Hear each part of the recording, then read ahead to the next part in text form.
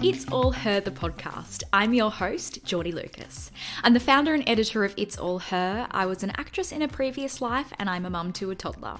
I've got a lot going on and I have a passion for helping women live simpler, better lives.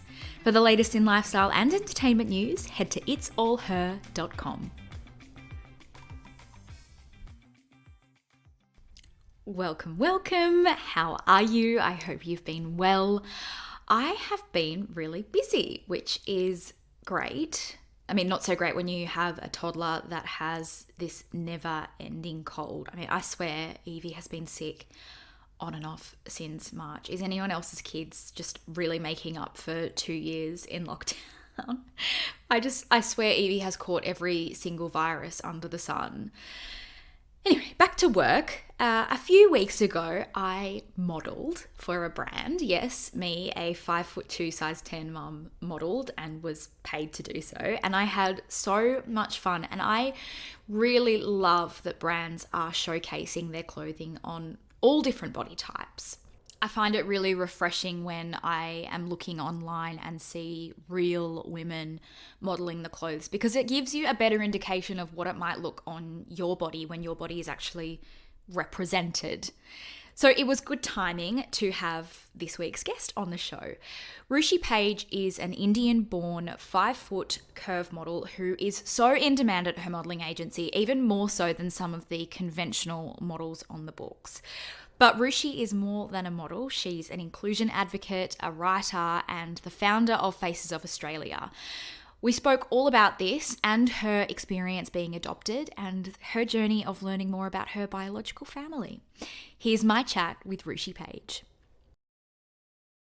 Ruchi, thank you so much for jumping on the podcast this week with us. I'm really excited to hear all about your life and your career journey. How are you going? We're in the second half of the year now. I know. I feel like the year just started. So yeah, I'm great. I'm really good. I just feel like, I do feel like I'm still kind of getting my feet together with normality, now that life is pretty much back to normal. So yeah, should touch wood. Last time I said that we went into lockdown. So I know.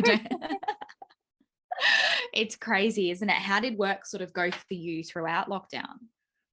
Well, it actually, to be honest, that's where I really found my feet. So I feel like 2020, I was able to sort of have the time to really dive in to everything social media, creative wise, everything, and explore it. And whether it was timing, whether it was, anything, that seemed to be where my career sort of took off. So yeah, it was not a bad thing for me in terms of work commitments and everything like that. And I ended up leaving my casual job last year. So I feel like I started in one journey and then came out in a completely different career. So yeah, good. So what you do now, you're a content creator, you're a writer. Let's take it back to the beginning. You were originally adopted from India. Tell us a little bit about your experience growing up. So being adopted from India into a all Caucasian household, you would probably typically think that I would be faced with a lot of troubles internally with like my idea of family and everything. But for me personally, and I say that, I really emphasize that because it's not everybody's experience.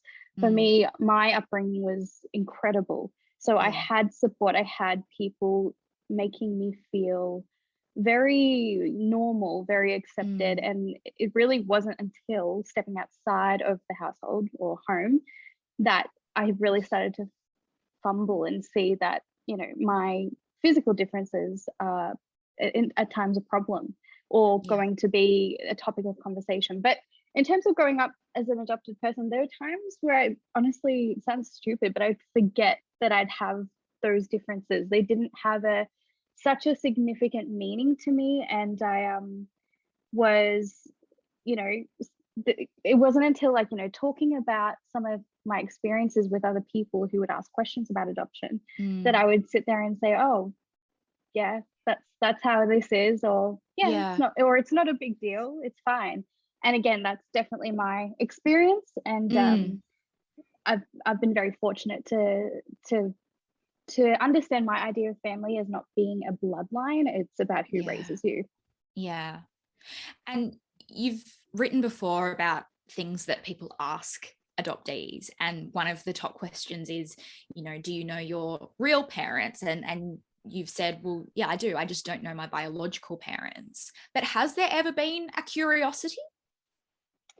Yeah, of course. Funny you mention it. I feel like I've suppressed that discovery of my roots a lot Mm-hmm. for the most part, and it's nothing in terms of emotions. It doesn't seem to be. It's more so I didn't feel the need to explore Mm. it. I feel fulfilled in what I have. However, now as in my late 20s, I don't know, perhaps I have a more mental space or mental capacity to understand it, and I'm actually on the hunt. I'm actually on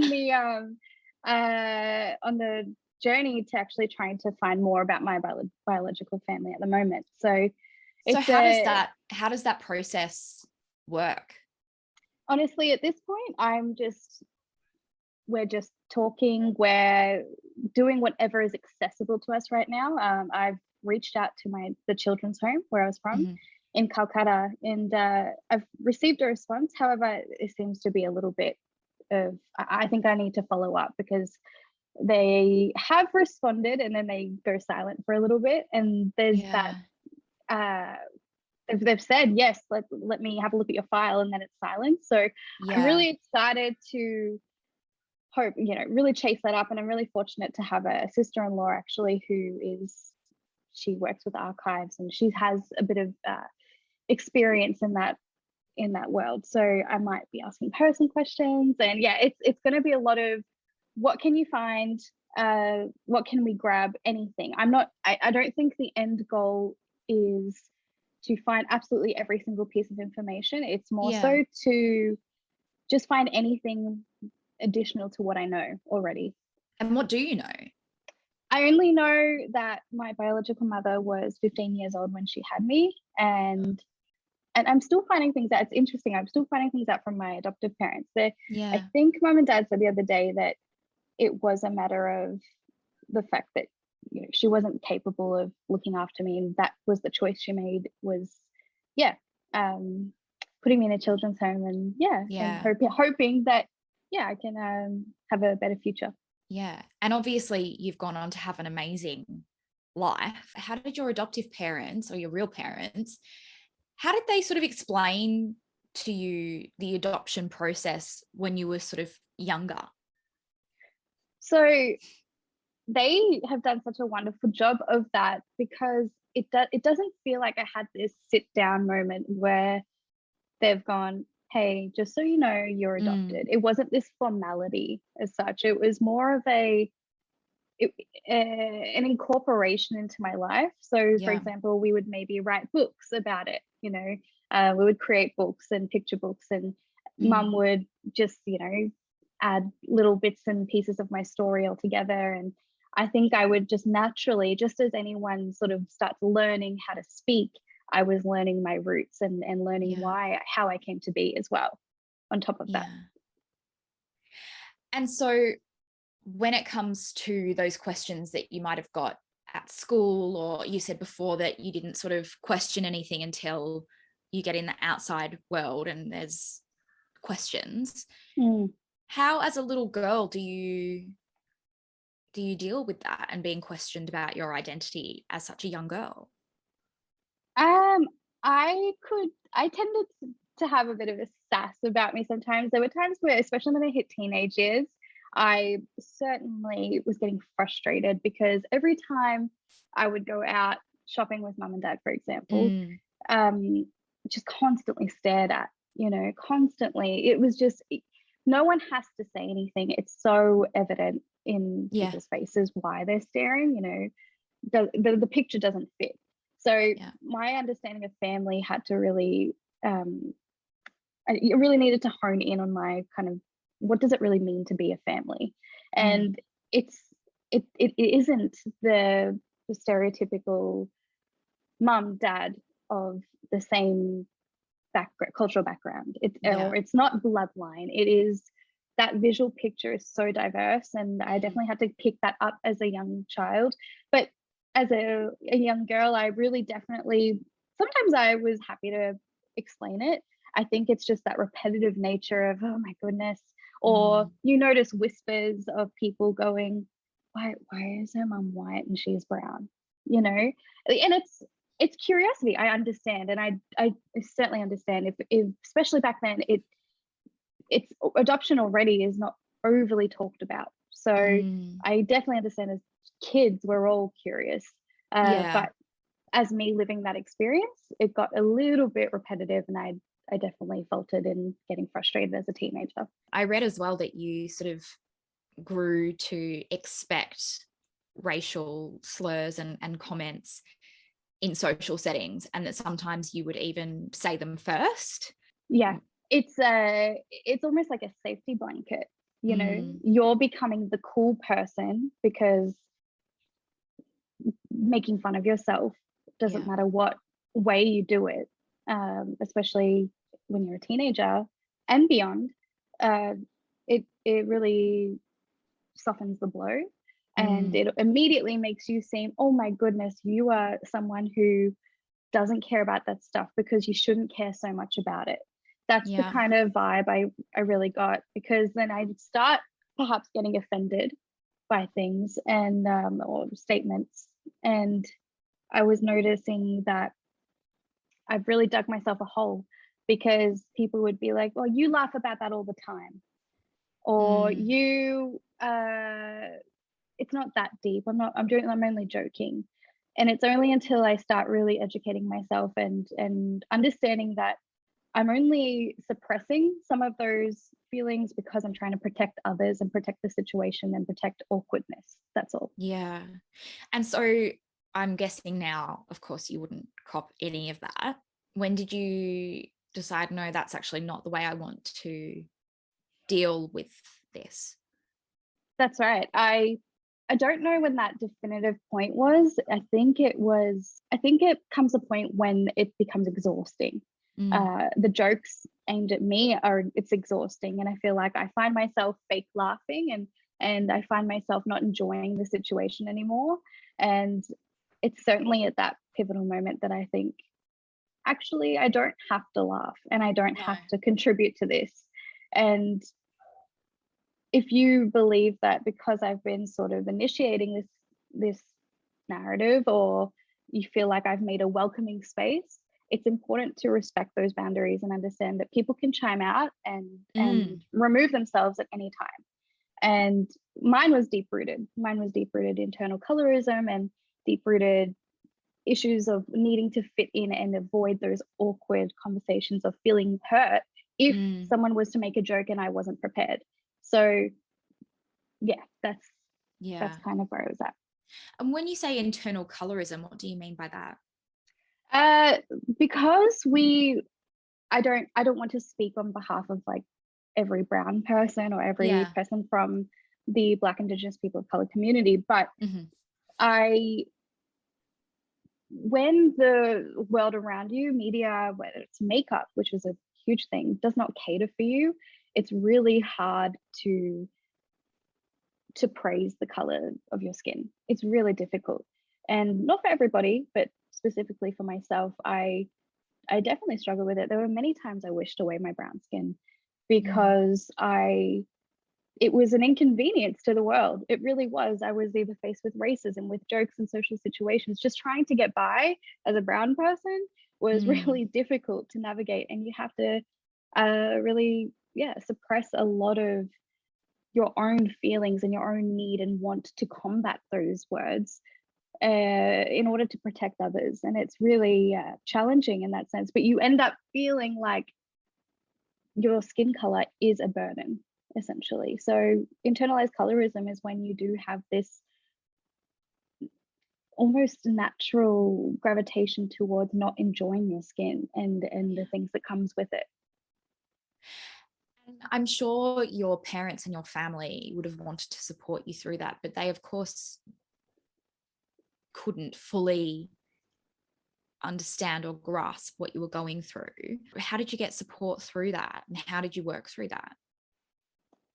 I still need to work on this. I have a really bad habit of not communicating my problems with my family, and only showcasing the highs a little bit. So it really wasn't until recently, especially when I've written a couple articles on racism through Faces of Australia and everything.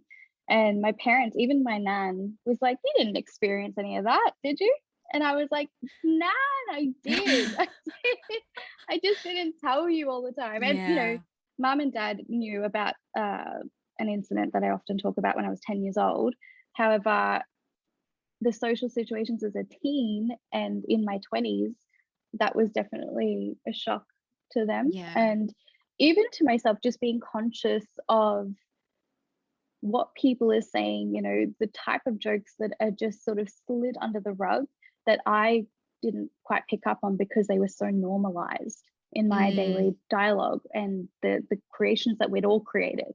I'm definitely not innocent in that. I definitely was a part of creating this world of yeah, say whatever you want, I don't care. I'm the cool girl that doesn't care if you're racist to me. I'll say it about myself. And I sometimes blame myself for that, but at the same time, I don't know if the roles were reversed, maybe they would do the same thing.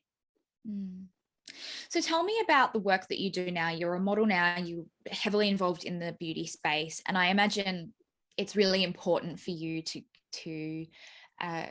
create a space for yourself. You said before that if you're not represented within those spheres, then it becomes really difficult to love the person that you are. How did you get into modeling in the beauty space? The beauty space sort of happened because I was just naturally obsessed with makeup and skincare.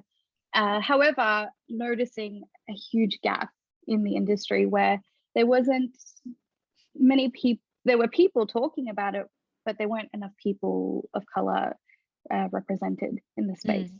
So I really wanted to incorporate my passion for beauty as well as a voice for these foundation shades suit me, and really sort of fine tuning the makeup industry into what brands actually cater for who. And then it sort of snowballed into calling out and being a little bit more outspoken with brands and about brands. And then eventually it snowballed into advocating for showing a little bit more vulnerability and a little bit more of my experiences with racism. And then we really dive into a lot of social injustices. And that's kind of where there's no like, oh, I started here and then I chose to start here. It was the doors or the audience that I was speaking to were open to hearing the reality of what it's like. And I was able to incorporate makeup looks, skincare, my love for skincare, to really like incorporate that softness to my content, and as well as a purposeful message. So that's I imagine it would be quite daunting calling out brands publicly and saying that they're not doing enough. Yeah, well, a little. For me, I'm like, I didn't do anything wrong. You're the one that I'm just like, well, it's a you problem. Sorry. I'm just these things have consequences. And what's the response? What have you received responses from some of the brands that you've called out? I had responses where, for example, a PR company wanted to resend me a product, but I was like, on your website though, there's nothing you can send me, and they want to cover up. Or I've had brands that explain the purpose of their product, and I understand, for example, with CC creams or foundations that are designed to kind of cover an array of skin tones. I understand that that's a thing, but there's still gaps and there's still areas where I'm like, okay, I understand that, but those options that we have still don't cater for a full spectrum of people that want to buy a product, So, Tell me about Faces of Australia.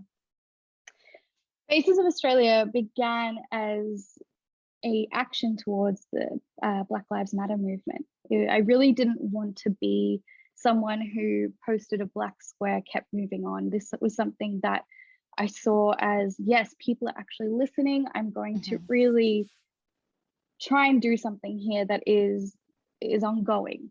So it is a written series, an inclusive series, where I started just on Instagram, finding creators that I really loved and saw a lot of potential with. And we would create a collaborative makeup look with purpose, with a message or a brief. For example, it could be to do with dewy brown skin, or it could be a color that means something to them in terms of their journey. And then it would be like a mini interview in a caption. That's how it began, on their lived experience. So that sort of snowballed when Centennial Beauty messaged and asked if anyone had picked it up. And I didn't even think of it as something to be picked up. This was just a voluntary choice to really showcase that these experiences are real and they're shared. And then it became a column. I ended up joining forces with Centennial Beauty, which was really exciting. And we were able to pay the creators that collaborated, and it was really special because we were able to provide at that time work for the BIPOC community, as well as making sure their stories are seen and heard. It's a real rhythm of the series. And then season 2, that was unreal. I could never have imagined that when MAC Cosmetics wanted to sponsor it. So that was a huge, huge moment for the series, because we were able to increase the budget, and then we were able to just dive deeper. And then it sort of snowballed from there, where Instagram next, Meta, they locked eyes with us, and we were able to be interviewed on that panel for Instagram Next Australia in Sydney. And then Pinterest, it ended up being the collaboration with MAC and Centennial ended up being the first paid partnership idea pin in the globe, in the world. And so we were part of the global ad summit for Pinterest Presents earlier this year. So it started from something very small and kind of gravitated. What you said before about you didn't want to be one of those people that posts a black square and then just moves on. I mean, as a white person, I had a bit of an issue with that as well. And it felt like people were just doing that to jump on the bandwagon, and they weren't actually committed to being a change. How else can people be allies and be supportive beyond social media, and ways that don't feel so performative? That's a really good question. I think the best way you can be a valuable ally is to listen, do your own research, as well as listening to other people, and don't leave it up to just the marginalized community. However, it's such a dual-ended sword. You can listen to each other and learn. I think when we combat those experiences, which was a major issue, we almost don't want to believe these horrible things are happening. So we just, it's like we don't take what these truths are and let them sink in. But I think if we sit back, listen, and talk amongst people, challenge ideas. I think if you see someone or hear somebody saying something that is not going to inform marginalized communities, then speaking up against that, if it's safe to do so, is so powerful, because you put people in a position where they need to think about why they've said what they've said, and you hold people accountable that way. So I think that's a really good way. We are in a world where most of us are we have the internet at our hands. We have Netflix. We have so much accessibility in terms of learning that I really believe that it's a choice to really learn about these issues that are happening, and just educating yourself. I think also there's extremities of this. People are saying go to the marches, go to the protests and everything, and I think it's not black and white. Excuse the pun, but it's not so simple. Do what you can, because every single level is valuable. I think when people get very passionate about issues like racism or just Mm, issues when it comes to marginalized groups, it feels like if you're not doing enough, then you deserve to be punished. And I think that people's and I understand, I understand where this passion comes from. It's important. yeah. Perhaps ignoring the issue and leaving it up to other people, that's not helpful at all. And I Mm, think if you can, and even saying things like, oh, it's not my thing, it kind of needs to be everybody's yeah. thing a little It's bit. such a If it, privilege to be able to say something like that. absolutely, And with the election, when people are like, oh, I'm not political, it's like, that's such a privilege to be able to say that. absolutely, yes, that's a massive privilege to be able to say it's not my problem. Mm, And yeah, I just think if you can at least tap into that side of your brain that is conscious of these things and turning that consciousness into an action, mm, that's so powerful. yeah. Because whether it's words, whether it's you physically being somewhere, these are all those building blocks that we need. They're the foundation of disrupting the system. Yeah. So tell me about what the second half of the year holds for you. Well, I am excited to bring season 3 of Faces of Australia back to social media. I am very passionate about saying that I just don't know. I really Yeah. don't know. I'm a big fan of the unknown sometimes, not all the time. But if I can't give a definitive answer on that, because there's things that have happened in my career that I just would never have been able to tell you. And Mm, there's things that they with social media, things sort of pop up. And yeah, I hope for big things. I hope for exciting yeah. things. I definitely have dreams and goals, of course. And yeah, I definitely want to work on Faces of Australia season 3. I'm hoping for a Bodies of Australia, to really target the oppression when it comes to fashion and Mm. how we see and how we view the beauty standard in terms of body diversity and size diversity.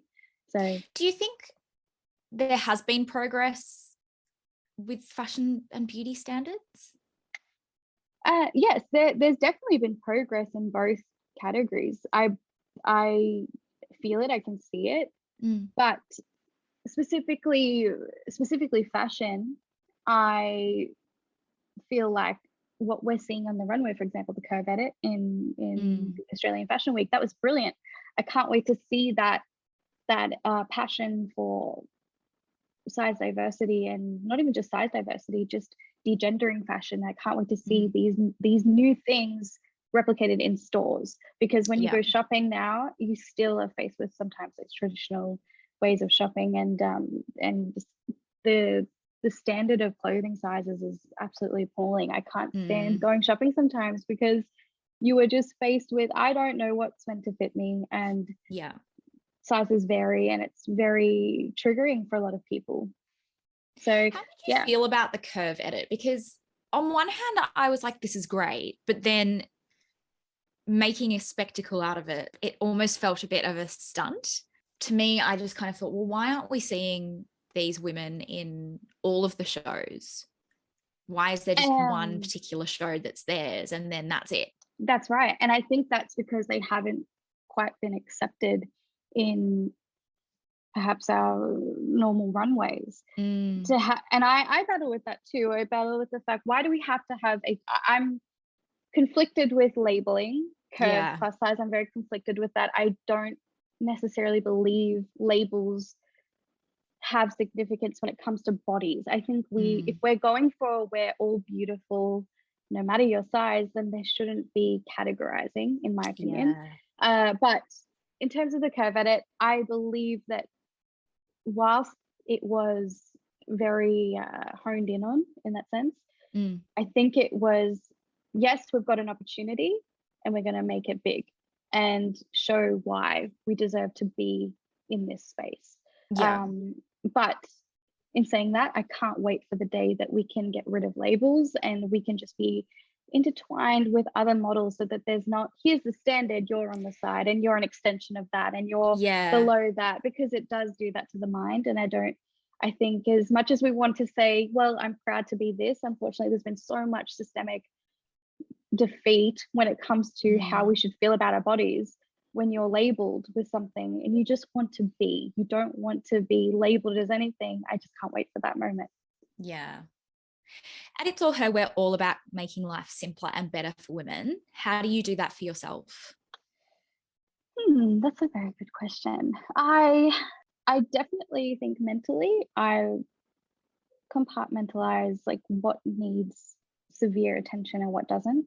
Mm-hmm. For example, if things seem to be going wrong, I always try and check myself and go, do I need to get super, super upset and angry about this? Or do I have a choice and I can move this way? I think that's my way of sort of navigating life. Yeah. I try to remain calm when I can and see situations for what they are, which and not exacerbate them with my mind, which is very hard sometimes, of course. Easier said than done. Being human is one of those things. But yeah, there's that. I also love appreciating the simple things, which is my little morning coffee. Can't go wrong with that. And I love listening to my Doja Cat or Beyonce in the morning to get me hyped. That's my morning routine. I just love having that. So that's probably how I keep it simple.